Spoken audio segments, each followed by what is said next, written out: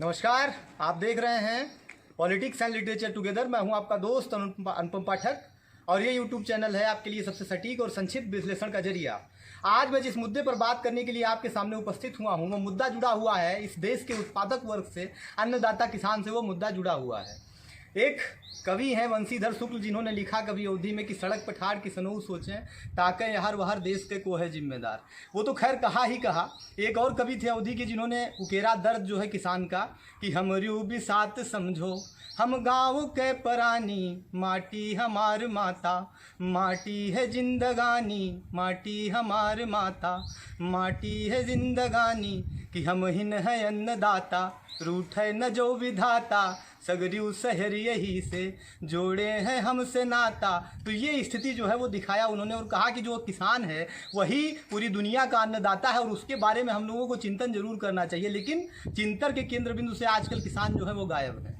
आप जो है बात कर लीजिए कि हम किसानों की आय दुगनी कर रहे हैं या और तमाम सारी चीज़ें, लेकिन जो मुख्य बिंदु है उनसे लगभग उनको बाहर कर दिया गया है चिंतन के केंद्र बिंदु से। वो गायब किस तरह से किया गया, ये थोड़ा जिस मुद्दे पर आज मैं बात करने जा रहा हूँ वो बहुत ज़्यादा जटिल मुद्दा है और बहुत विचारणीय है। इसलिए कि जो आवारा पशुओं का आतंक है वो गांव और क्षेत्र के किसानों को बहुत ज़्यादा परेशान कर रहा है। मैं पूरे देश की स्थिति तो मैं जानता नहीं हूँ, लेकिन हाँ, उत्तर प्रदेश में मैंने बहुत सारे क्षेत्रों का भ्रमण किया। उसका अवसर मुझे CSDS के माध्यम से मिला। मैं बुंदेलखंड गया, पूर्वी उत्तर प्रदेश में तो मैं रहता ही हूँ, उसके बारे में कुछ कहना ही नहीं है। पश्चिम उत्तर प्रदेश का भी भ्रमण करने का अवसर मुझे मिला और मैंने ये पाया कि जो आवारा पशु हैं उनका आतंक लगभग हर क्षेत्र में आपको उत्तर प्रदेश में मिल जाएगा।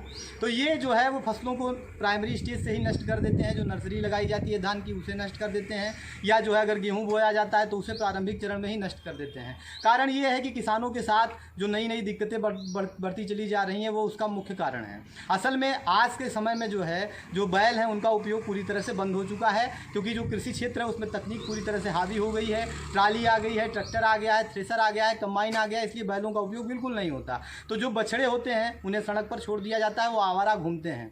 शहरों में क्या है कि दूध निकालने के बाद गायों को छोड़ दिया जाता है, बछड़ों को तो छोड़ ही दिया जाता है। तो इससे सड़क पर एक प्रकार जाम की अवस्था तो उत्पन्न हो ही रही है। लगातार खेत बर्बाद हो रहे हैं, उन्हें पशु चर भी रहे हैं और रौंद भी रहे हैं। उसका कारण ये है कि चारा है नहीं, क्योंकि अगर आप उनको जितना खिलाएंगे तो उसका क्या किस तरह का सदुपयोग होगा, तो ऐसे बछड़ों को छोड़ दिया जाता है। हमारे एक मित्र हैं जय बहादुर उत्तम जी, जो इस समय बुंदेलखंड क्षेत्र में किसानों की समस्या पर जो खुलेआम घूम रहे हैं, आवारा पशुओं पर एक स्टडी कर रहे हैं। उनसे मेरी एक दिन बातचीत हो रही थी तो उन्होंने बताया कि एक और बड़ी समस्या जो कृषि क्षेत्र में जो है आवारा पशुओं से, कि जब बछड़ों को छोड़ा जाता है तो वो कुछ दिन के बाद सांड में तब्दील हो जाते हैं। अब अगर कुछ किसान जो है वो बैलगाड़ी में बैलों का प्रयोग कर रहे हैं या हल चला रहे हैं बैलों से, तो वो जा करके या तो बैलों से भिड़ जाते हैं या बैलगाड़ी को पलट देते हैं। इससे भी कृषि क्षेत्र में तमाम सारे नुकसान हो रहे हैं, लेकिन सरकार इस पर कोई जो है ध्यान नहीं दे रही है। जो बनाए जा रहे हैं कि जो गौशालाएं वगैरह बनाई जा रही हैं उनकी जो बदतर स्थिति आप जानते ही हैं। तो आमतौर पर आपको सड़कों पर, खेतों में इस समय जो है आवारा पशु मिल जाएंगे।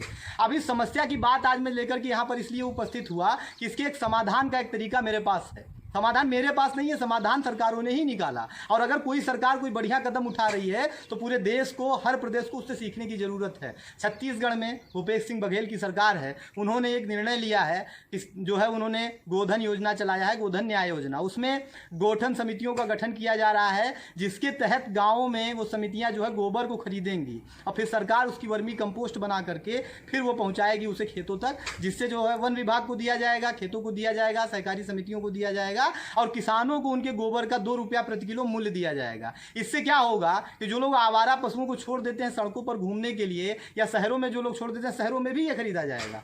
वो भी जो है उसे बांध करके अपने घरों में रखेंगे, क्योंकि उनको गोबर का वही आम का आम, गुठलियों के दाम, उनको दूध भी मिलेगा और गोबर का भी मूल्य मिलेगा, तो वो पशुओं को आखिर छोड़ेंगे क्यों? तो मुझे लगता है इससे सटीक समाधान कुछ हो नहीं सकता था। हालांकि उसका कार्यान्वयन अभी होगा तो आपको कुछ जटिल समस्याएं भी हो सकता है देखने को मिले, लेकिन मुझे लगता है कि इस पर थोड़ा सक्रियता से सरकारों को काम करना चाहिए। तो जिससे जो है जो कृषि क्षेत्र है उसमें लोगों का लगाव बढ़ेगा। आज का नौजवान उत्पादक क्षेत्र से बिल्कुल विमुख हो गया है। वो रिक्शा चलाएगा ना, एक अमित अनपढ़ जी की कविता है कि मैंने प्रगति बहुत कर ली, गांव से शहर आकर वहां मैं हल चलाता था, यहाँ रिक्शा चलाता हूँ। तो सेवा क्षेत्र जो बढ़ रहा है उससे इकानमी को बहुत ज़्यादा नुकसान है। अब अगर उत्पादक क्षेत्र पर कंसंट्रेट नहीं होंगे तो दिक्कतें बढ़ जाएंगी। गांधी जी ने गाँवों को ही केंद्र बिंदु माना था देश का। हमारा देश जो है वो गाँव में बसता है और गाँव में कृषि क्षेत्र को महत्व दिया जाना ज़्यादा महत्वपूर्ण है, पशुपालन को महत्व दिया जाना ज़्यादा महत्वपूर्ण है। तो अगर आप पशुपालन को आगे बढ़ाएंगे तो जाहिर सी बात है कि उससे कृषि क्षेत्र में भी एक क्रांतिकारी परिवर्तन आएगा, जिसके बारे में हम लोगों को ज़्यादा विचार करने की ज़रूरत है।